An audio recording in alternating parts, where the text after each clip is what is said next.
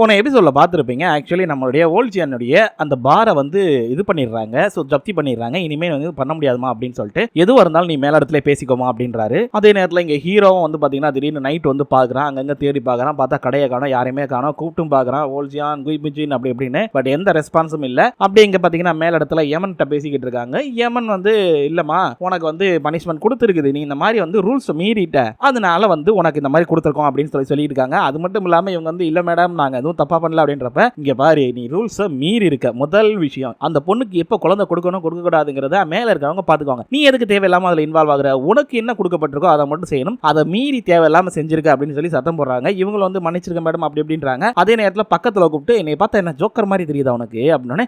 இல்ல மேடம் இல்ல மேடம் அப்படின்றாங்க. இங்க பாரு நீங்க ரெண்டு பேருமே ரூல்ஸை மீறி இருக்கீங்க. அதனால நீங்க என்ன பண்றீங்கன்னா ஆஃப்டர் லைஃப் இருக்கிற இடத்துல போய், அதாவது இந்த இறந்து போனவங்களுக்கு ஆஃப்டர் லைஃபுக்காக வந்து வருவாங்க. அவங்களுக்கு வந்து அவங்க செஞ்ச பாவத்துக்கு ஏற்ற மாதிரி எல்லாத்தையும் கொடுப்பாங்கன்னு சொல்லுவாங்கல்ல, அந்த கான்செப்ட் தான். அங்க வந்து கோர்ட் மாதிரி ஒரு அமைப்பு இருக்கு. அங்க உட்கார்ந்து எல்லாத்தையும் விசாரிச்சு இது பண்றாங்க. சோ அந்த இடத்துல போய் 120 மணி நேரம் ஒர்க் பண்ணி ஆகணும் அப்படின்னு சொல்லிட்டு இவங்க சொல்லுது போடவும் அவங்களும் சரி மேடம் அப்படின்னு சொல்லிட்டு அவங்க அங்க போறாங்க.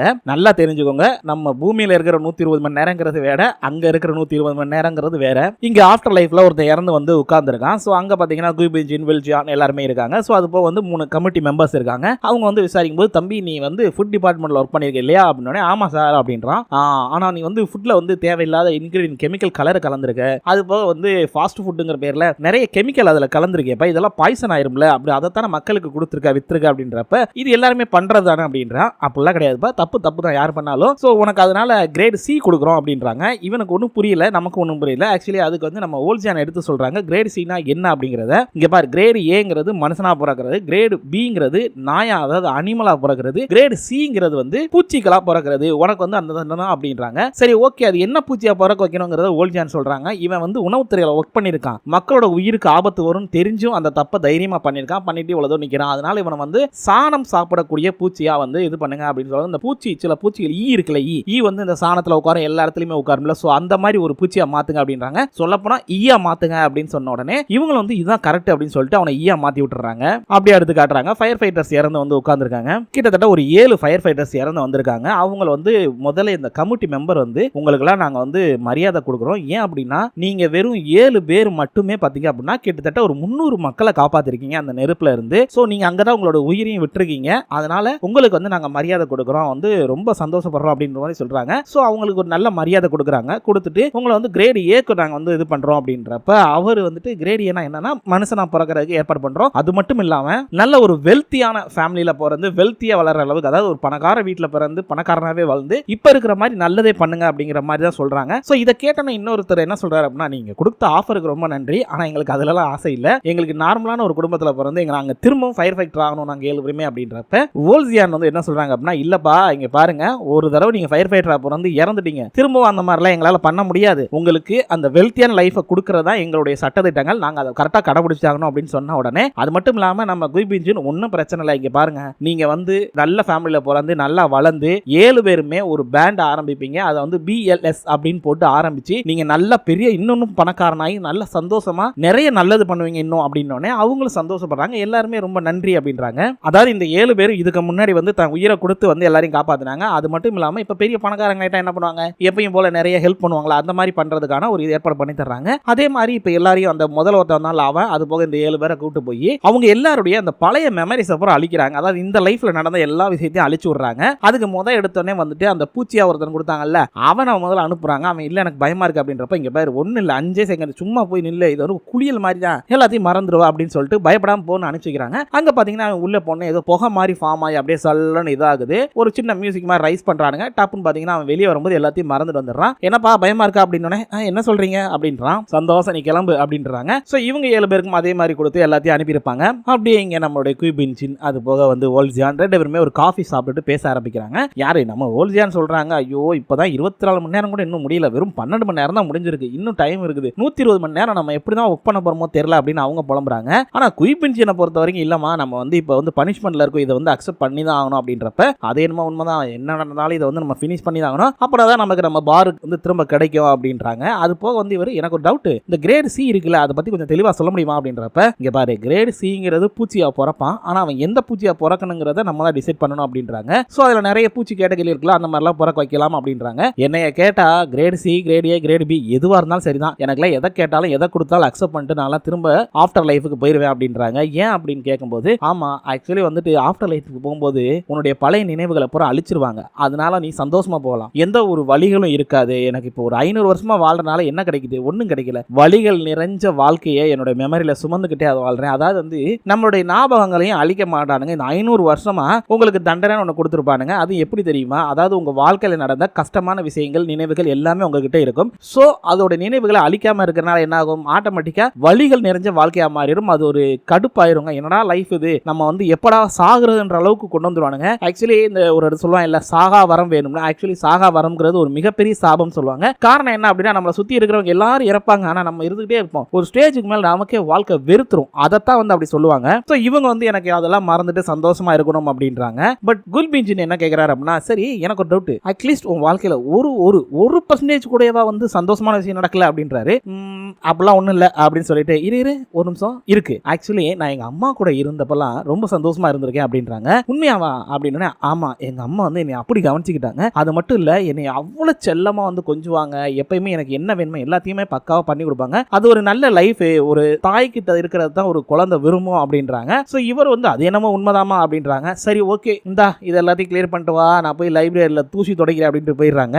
ஓல்ஜியன் என்ன பண்றாங்க அப்படின்னா, லைப்ரரியில போய் அந்த தூசி எல்லாம் துடைக்கிறாங்க. தொடச்சிக்கிட்டே இருக்கும்போது அங்க இருக்கிற புக்ஸ் எல்லாம் பாக்குறாங்க. அங்க இருக்கிறதெல்லாம் வந்து ஒன்றும் கதை புக்கு கிடையாது, மனுஷங்களுடைய ஒவ்வொருத்தருடைய தனிப்பட்ட பிறப்பு, அதாவது வந்து இவன் என்ன பிறந்திருக்கான், யாரு என்ன, அவங்க ஃபேமிலி டீடைல்ஸ், இந்த மாதிரி நிறைய இருக்கும். ஸோ அதுல வந்து சில புத்தகங்கள்லாம் எடுத்து படிச்சு பார்த்துட்டு எல்லாத்தையும் பார்த்து சிரிக்கிறாங்க. அப்பதான் ஞாபகம் வருது, ஏன் நம்ம கூடயே சுத்துறானே குய்பிஞ்சின், அவனோட டீடைல் எடுத்து படிச்சு பார்ப்போமேன்னு சொல்லிட்டு அங்க போய் பார்த்தா அவன் சர் நேம்ல வந்துட்டு நிறைய இருக்கு. அப்படியே மெதுவா நடந்து போறாங்க. அப்படி போகும்போது திடீர்னு ஒரு இடத்துல ஒரு புக்கை பாக்குறாங்க. அப்படியே மெதுவா நின்று அப்படியே திரும்பி பாக்குறாங்க. பார்த்தா ஜோசன் ராயல் ஃபேமிலி அப்படின்னு போட்டுருக்குது. ஸோ அதை பார்த்தோன்னே எடுப்போமா வேணாமான்னு ஒரு கன்ஃபியூஷன்ல அப்படியே மெதுவா அந்த புத்தகத்தை எடுக்கிறாங்க. எடுத்து அப்படியே வந்து அந்த ஒவ்வொரு பேரா பார்க்கும்போது அந்த அரசருடைய பேரை பார்க்குறாங்க. பார்த்துட்டு அப்படியே ரொம்ப சந்தோஷப்படுறாங்க. அதே நேரத்தில் அவர் கூட இருந்த நினைவுகள் எல்லாத்தையும் நினைச்சு பார்க்குறாங்க. அவர் கூட இருந்தப்ப இவங்க எவ்வளவு சந்தோஷமா இருந்தாங்க அப்படிங்கறதெல்லாம் நினைச்சு பார்க்குறாங்க. ஒரு ஸ்டேஜ்ல பார்த்தீங்கன்னா கட்டி பிடிச்சி, இல்ல என்ன நடந்தாலும் சரி நான் உன்னை வந்து எப்பயுமே காப்பாற்றுவேன் அப்படிங்கிற மாதிரி சொல்லியிருப்பாரு. ஸோ இது எல்லாத்தையும் நினைச்சு பார்த்துட்டு, சரி இப்போ அவன் என்ன நிலைமையில இருக்கான் கரண்ட்ல அப்படின்னு சொல்லிட்டு பாப்போன்னு பக்கத்தை திருப்பும் போது கரெக்டா குய்பிஞ்சின் வந்து, ஓல்ஜான் உன்னை வந்து எமன் கூப்பிட்டாங்க வா அப்படின்னு சொல்லி கூப்பிடுறாப்ல. அந்த வர அப்படின்னு சொல்லிட்டு இவங்க வந்துட்டு போறாங்க. அப்படியே எங்க ஹீரோவை காட்டுறாங்க. பார்த்தா அவன் சூப்பர் மார்க்கெட்ல ரொம்ப சோகமா உட்காந்துருக்கான். அந்த நேரத்தில் அவன் ஃப்ரெண்டு வந்து, என்னடா ஒரு மாதிரி சோகமா உட்காந்துருக்க அப்படின்றாப்ல. இல்லடா ஒன்றும் இல்லை, எனக்கு இப்பதான் புரியுது, ஒரு சிலரை மிஸ் பண்ணும்போது ரொம்ப வலிக்குது இல்லை அப்படின்னு சொல்லிட்டு, என்னடா திடீர்னு தத்துவ ஞானி மாதிரி பேசுற அப்படின்றப்ப, சரி எதுக்கு நீ நேற்று வந்து டான்ஸ் பிராக்டிஸ் போகல அப்படின்றாப்ல. என்னடா சொல்ற அப்படின்றப்ப, ஆமாடா அப்படின்றபோது கரெக்டா ஹீரோயினி வந்துடுறாங்க. எப்பா உனக்கு வந்து ஆஃபர் இருக்கா, வா உன்ட்ட கொஞ்சம் பேசணும் அப்படின்னு சொல்லி கூட்டு போய் பேசுறாங்க.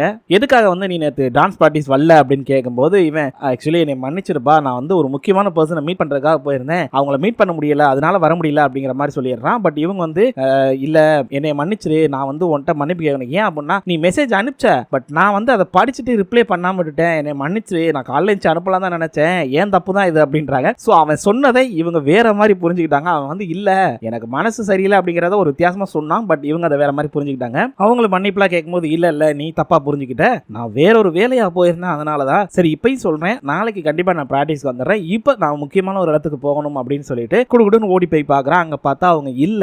3 நாள் ஆச்சு, இவங்க எங்க போனாங்கன்னே தெரியல, என்ன ஆச்சுன்னே தெரியல அப்படின்னு புலம்பிக்கிட்டு இருக்கான். அதே நேரத்தில் ஒரு சின்ன கிளிப் மாதிரி வந்து போகுது. என்ன அப்படின்னா, அவங்க 2 பேரும் அங்க இருக்கிற மாதிரியும், அவங்க வந்து ஓல்ஜியான் கார்டு கொடுக்குற மாதிரியும், அவர் வந்து தொடச்சிக்கிட்டு இருக்க மாதிரியும் எல்லாத்தையும் பார்க்குறான். அவங்களுடைய நினைவுகள்ல இவன் வந்து ரொம்ப ஃபீல் பண்றான், இவங்களை மிஸ் பண்றான் அப்படிங்கறத காட்டுறாங்க. ஸோ இப்படியே வந்து நின்றுட்டு இருக்கவன் திடீர்னு அவங்க கூட இருந்த அந்த சந்தோஷமான நினைவுகள் நினைச்சு பார்க்குறாங்க. கொஞ்சம் யோசிச்சு பாருங்க, கொஞ்ச நாள் பழகினாலும் அதுல இருக்கக்கூடிய அந்த சந்தோஷம் இருக்குல்ல, அந்த சந்தோஷத்தை அவன் வந்து ஒரு ஃபேமிலியா ஃபீல் பண்ணிட்டு இருந்தான். இப்போ அவங்க இல்லைன்னொன்னே தனக்கு யாருமே இல்ல, திரும்பவும் நம்ம அனாதை ஆயிட்டோம் அப்படிங்கிற மாதிரி ஃபீல் பண்ணிக்கிட்டு இருக்கான். ஸோ இதெல்லாம் நினைச்சு பார்த்துட்டு, இல்ல நீங்க எப்படியாவது என் கனவுல வாங்க, இன்னைக்கு நைட் நான் கனவுல வெயிட் பண்றேன் அப்படிங்கிற மாதிரி சொல்லிக்கிட்டு இருக்கான். அப்படியே எங்க ஹீரோயினியை காட்டுறாங்க. ஹீரோயினுடைய ஃப்ரெண்டு வந்து உண்மையில செம்ம ஃப்ரெண்டுங்க, நல்லா அட்வைஸ் பண்றாங்க.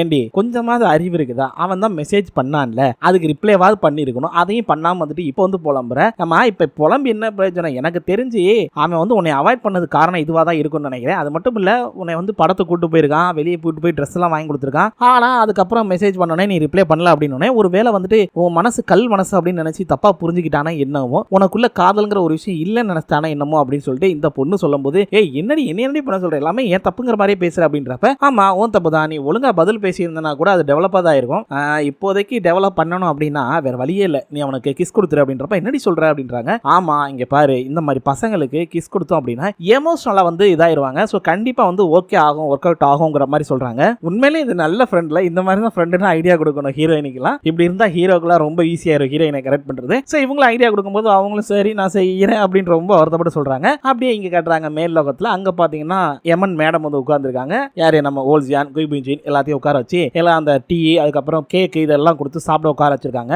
எடுத்துக்கோங்கப்பா, இதெல்லாம் ஃப்ரெஷ்ஷா இப்ப செஞ்சதுதான் நல்லா இருக்கும் சாப்பிடுங்க அப்படின்றப்ப இருக்கட்டும் மேடம் அப்படின்னு சொல்லிட்டு பேசிட்டு இருக்கும்போது ஆமா மேடம் என்னாச்சு திடீர்னு எங்களை இங்க கூப்பிட்டு வச்சிருக்கீங்க அப்படின்னு வேலையெல்லாம் எதுவும் பிரச்சனை இல்லாம தானே போகுது அப்படின்னு அதெல்லாம் எந்த பிரச்சனை இல்லை மேடம் அப்படின்றாங்க. சரி அப்புறம் உங்களால எனக்கு ஒரு ஃபேவர் ஆகணுமே அப்படின்றப்ப என்ன மேட்டர் மேடம், எதுக்கு மேடம், நாங்க என்ன ஃபேவர் பண்ணணும் அப்படின்னு கேக்குறாங்க. சோ அப்பதான் விஷயத்தை சொல்றாங்க. இந்த மேடம் வந்து நார்மலா வந்துட்டு நடந்து வரும்போது என்ன ஆகுதுன்னா மேலிடத்துல இருந்து மெசேஜ் வருது. இவங்களும் வந்து அதை பார்த்துட்டு மெசேஜ் எல்லாம் அனுப்பிக்கிட்டே வர்றாங்க. சோ இவங்க வந்து பேசி முடிச்சதுக்கு அப்புறம் இன்னொரு மெசேஜ் வருது, அதாவது ஒரு எம்ப்ளாய் இவங்களுக்கு கீழே இருக்கிறவங்களுக்கு. சோ அந்த மெசேஜை படிச்சு பார்த்துட்டு அவங்களுக்கு ஒரு மெசேஜ் அனுப்புறதுக்கு முன்னாடி டைப் எல்லாம் அடிச்சிடுறாங்க. ஆனா அந்த நேரத்தில் ஒருத்தன் வந்து இடிச்ச உடனே டப்புன்னு போன் கீழே விழுந்துருது. இவங்களும் டென்ஷன் ஆகி கத்துட்டு சரி ஓகே சாரி போப்பா அப்படின்னு அனுப்பிச்சு வைக்கிறாங்க. அப்படி போனதுக்கு அப்புறம் இவங்க பாக்குறாங்க சும்மா தி எம்ப்ளாய் பாஸ்டர், அதாவது கெட்ட வார்த்தையில திட்டுவாங்க. திட்டினதை அனுப்புனாங்க யாருன்னு பார்த்தா இவங்க மேலதிகாரிக்கு அனுப்பி விட்டுறாங்க. ஐயோ போச்சுரா அப்படின்னு சொல்லிட்டு சரி இல்ல சார் இந்த மாதிரி மாத்தி வந்து இது பண்ணிட்டேன் அப்படின்னு சொல்லலாம்னு சொல்லிட்டு திரும்ப அதை வந்து டைப் படிக்கும் போது டப்புன்னு பேட்டரி சார்ஜ் இல்லாம சுத்தமா ஆஃப் ஆயிருது போனு. போச்சுரா என்னடா பண்றது அப்படின்னு சொல்லிட்டு ஏய் யாராவது